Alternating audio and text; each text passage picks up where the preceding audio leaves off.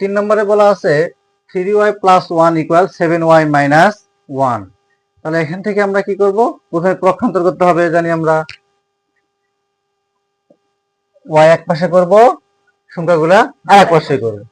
তাহলে এই পাশে 3y, এখানে +7y আছে, পাশে পার করলে কি হবে, -7y = -1, তাই না?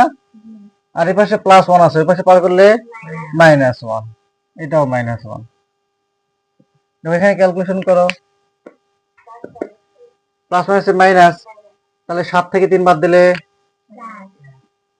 কিন্তু দেখো এখানে কি চিহ্ন আছে, এখানে কি চিহ্ন হবে, 7টা হলো কি বড় সংখ্যা, আর এই পাশে মাইনাসে প্লাস, তাহলে কত হবে এখানে, -2, তাই না?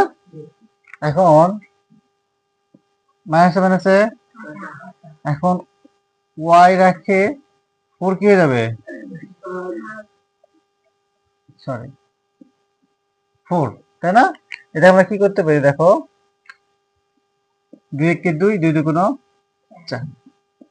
4, y = 1/4